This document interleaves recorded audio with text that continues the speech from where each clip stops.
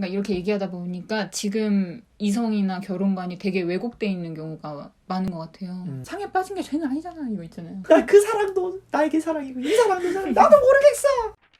안녕하세요. 오늘은 마가복음 10장을 벌써 읽겠습니다. 마가복음이 몇 장까지죠? 16장까지 얼마 안 남았네요. 와 6주 뒤면은 다음에 뭘 읽어야 되나요? 그니까요. 구약을 읽는 게 좋을 것 같습니다. 오. 왜냐면 유진 피터슨 목사님이 예언서의 전문가이기 때문에 그래요? 예언서를 읽어보는 것도 괜찮은 것 같습니다. 근데 뭐 할 얘기가 별로 없을 것 같은데 너무 어려워서. 저는 일단 짧은 거. 이혼과 간음. 예수께서 거기에서 떠나 요단강 건너편 유대 지방으로 가셨다. 매번 그러듯이 무리가 따라왔고 예수께서는 늘 하시던 대로 그들을 가르치셨다. 바리새인들이 예수를 괴롭힐 요량으로 다가와서 물었다. 남자가 아내와 이혼하는 것이 율법에 맞습니까? 예수께서 말씀하셨다. 모세가 뭐라고 명령했느냐? 그들이 대답했다. 모세는 이혼 증서를 써주고 아내와 이혼해도 된다고 허락했습니다. 예수께서 말씀하셨다. 모세는 단지 너희의 사악한 마음을 염려해서 그 명령을 기록한 것이다. 처음 창조 때부터 하나님께서는 남자와 여자를 지어 함께 있게 하셨다. 그래서 남자는 부모를 떠나 여자와 결혼하여 한 몸이 된다. 더 이상 둘이 아니라 새롭게 연합하여 한 몸을 이루는 것이다. 남자와 여자의 이 유기적인 연합은 하나님께서 창조하신 것이다. 그러니 누구도 그들을 갈라놓아서 그분의 작품을 모독해서는 안 된다. 집에 돌아와서 제자들이 다시 그 이야기를 꺼냈다. 예수께서 그들에게 단도직입적으로 말씀하셨다. 다른 여자와 결혼하려고 자기 아내와 이혼하는 남자는 아내에게 간음하는 것이다. 또한 다른 남자와 결혼하려고 자기 남편과 이혼하는 여자도 남편에게 간음하는 것이다. 사람들이 예수께서 만져주시기를 바라며 그분께 아이들을 데려왔다. 하지만 제자들이 그들을 쫓아냈다. 예수께서 노하시며 제자들에게 말씀하셨다. 이 아이들을 쫓아내지 마라. 절대로 아이들과 나 사이에 끼어서 방해하지 마라. 천국의 삶에는 이 아이들이 중심에 있다. 명심하여라. 너희가 하나님 나라를 아이처럼 단순하게 받아들이지 않으면 절대로 그 나라에 들어갈 수 없다. 그러고 나서 예수께서 아이들을 품에 안으시고 손을 얹어 축복하셨다. 부자와 하나님 나라. 예수께서 길을 나서는데 한 사람이 달려와서 정중하게 그분을 맞으며 물었다. 선하신 선생님, 제가 무엇을 해야 영원한 생명을 얻겠습니까? 예수께서 말씀하셨다.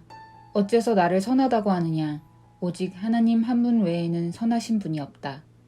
계명에 살인하지 마라, 간음하지 마라, 도둑질하지 마라, 거짓말하지 마라, 속이지 마라, 내 부모를 공경하라 하지 않았더냐? 그가 말했다. 선생님, 그 계명들은 제가 어려서부터 다 지켰습니다. 예수께서 그의 눈을 주목하여 보시더니 그를 사랑스럽게 여기셨다. 예수께서 말씀하셨다. 하나 남은 것이 있다. 가서 내가 가진 것을 다 팔아서 가난한 사람들에게 주어라. 그러면 내 모든 부가 하늘에 쌓아두는 부가 될 것이다. 그런 다음 와서 나를 따라라. 그 사람의 얼굴이 어두워졌다. 그가 전혀 예상치 못했던 말이어서 그는 무거운 마음으로 예수를 떠나갔다. 그는 많은 것을 움켜쥐고 있었고 그것을 놓을 마음이 없었다. 예수께서 제자들을 보며 말씀하셨다. 많이 가진 사람이 하나님 나라에 들어가는 것이 얼마나 어려운지 아느냐?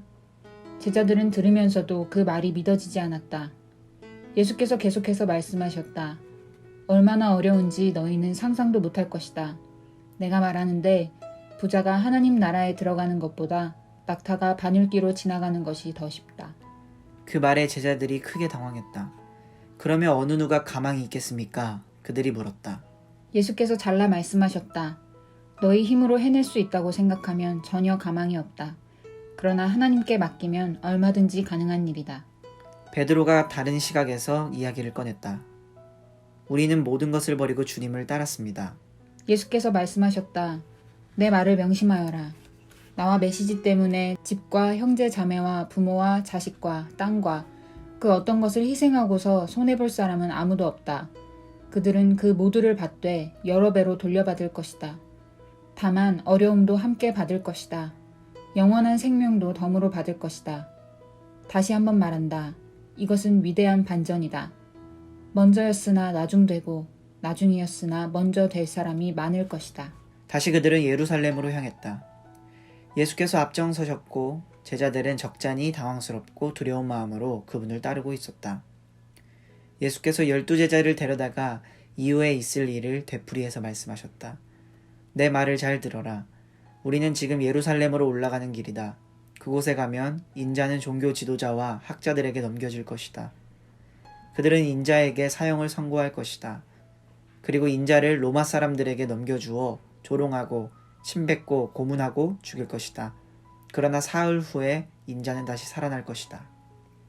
인자는 섬기러 왔다. 세베대의 두 아들인 야고보와 요한이 예수께 다가왔다. 선생님, 우리에게 꼭 해주셨으면 하는 일이 있습니다. 무엇이냐? 내가 할 만한 일인지 보자. 그들이 말했다. 주님께서 영광을 받으실 때 우리에게도 최고 영광의 자리를 주셔서 하나는 주님 오른편에, 하나는 주님 왼편에 있게 해주십시오. 예수께서 말씀하셨다. 너희는 너희가 무엇을 구하는지 모른다. 너희는 내가 마시는 잔을 마시고 내가 받을 세례를 받을 수 있겠느냐? 그들이 말했다.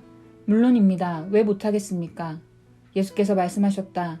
생각해보니 너희는 과연 내가 마시는 잔을 마시고 내가 받을 세례를 받을 것이다. 그러나 영광의 자리를 주는 것은 내 소관이 아니다. 그것과 관련해서는 다른 조치가 있을 것이다. 다른 10제자가 이 대화를 듣고 야고보와 요한에게 분통을 터뜨렸다. 예수께서 그들을 불러놓고 바로잡아 주셨다. 하나님을 모르는 통치자들이 얼마나 위세를 부리는지, 사람들이 작은 권력이라도 얻으면 거기에 얼마나 빨리 취하는지 너희는 보았다. 너희는 그래서는 안 된다. 누구든지 크고자 하면 섬기는 사람이 되어야 한다. 너희 가운데 누구든지 첫째가 되고자 하면 먼저 종이 되어야 한다. 인자가 한 일이 바로 그것이다. 인자는 섬김을 받으러 온 것이 아니라 섬기러 왔다. 포로로 사로잡힌 많은 사람들을 살리기 위해 자기 목숨을 내어주려고 왔다. 그들은 여리고에서 얼마 동안 머물렀다. 제자들과 사람들의 행렬이 뒤따르고 예수께서 그곳을 떠나시려는데 디메오의 아들인 바디메오라는 눈먼 거지가 길가에 앉아 있었다. 그는 나사렛 예수가 지나간다는 말을 듣고는 소리치기 시작했다. 다윗의 자손이신 예수여, 불쌍히 여겨주십시오. 저를 불쌍히 여겨주십시오. 많은 사람들이 그를 조용히 시키려고 했으나 그는 더 크게 소리쳤다. 다윗의 자손이여, 불쌍히 여겨주십시오. 저를 불쌍히 여겨주십시오. 예수께서 가던 길을 멈추셨다. 그를 불러오너라. 그들이 그를 불렀다. 오늘 운이 좋은 줄 알아라. 일어나거라. 예수께서 너를 부르신다. 그는 겉옷을 버려두고 즉시 일어나서 예수께 갔다. 예수께서 말씀하셨다. 내가 어떻게 해주면 좋겠느냐? 눈먼 사내가 말했다. 랍비님, 보기 원합니다. 가거라. 예수께서 말씀하셨다. 내 믿음이 너를 구원했고 낫게 했다. 바로 그 순간에 그는 시력을 되찾았고 그 길로 예수를 따랐다. 아멘. 아침에 하니까 좀 그렇네요. 그러니까 좀 텐션 올려야겠다. 근데 괜찮지 않아요? 아, 그래요? 좀 더 진솔하게. 네. 첫 번째 이혼과 간음의 문제인데 네. 이혼을 해도 됩니까? 이런 걸로 텍스트를 항상 읽으려고 하잖아요. 그것보다 이 본문은 결혼이란 무엇이냐, 연합이란 게 무엇이냐 약간 긍정적으로 더 보게 되는 것 같아요. 그냥 어떤 남녀의 뜨거운 사랑보다 그 우정? 그러니까 뭔가 옛날에 저희 그런 얘기 했잖아요. 인류애 같은?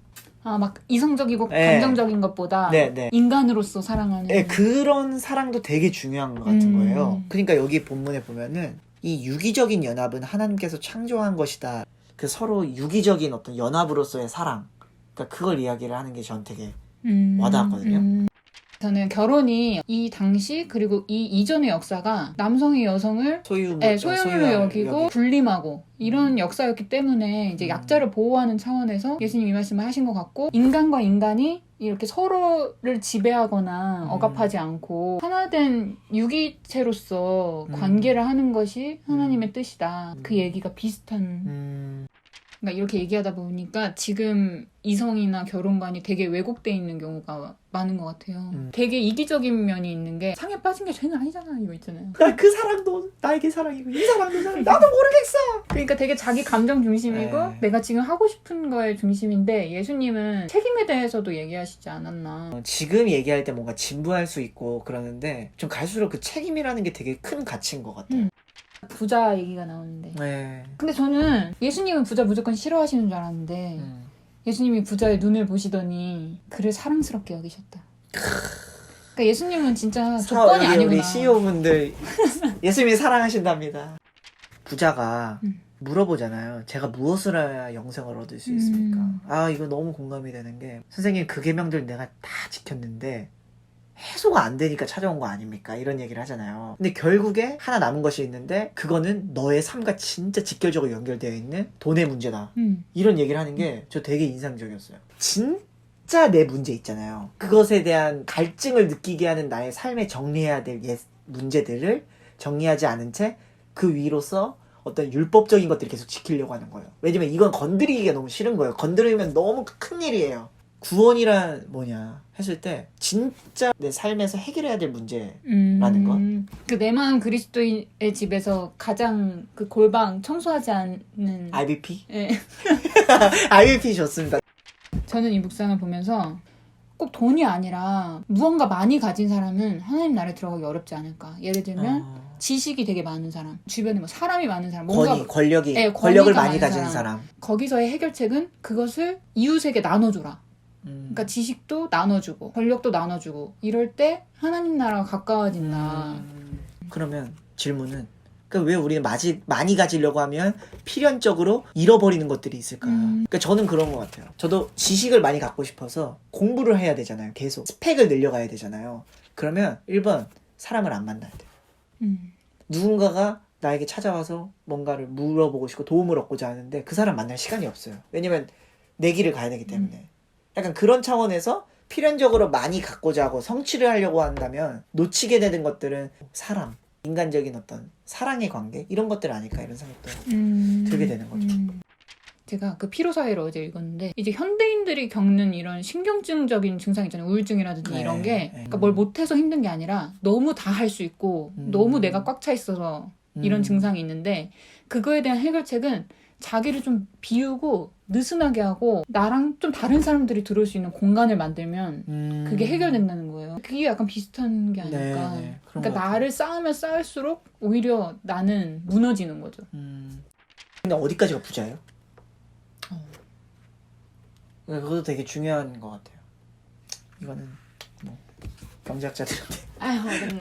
경제학자분들 어떤 순수 자본이 어느 정도가 있어야 난 부자인 건지. 부자라는 게 되게 상대적인 개념 아니에요? 저는 문득 제가 너무 부자 같을 때가 있어요. 에이. 아, 핸드폰 좀 바꾸세요. 너무.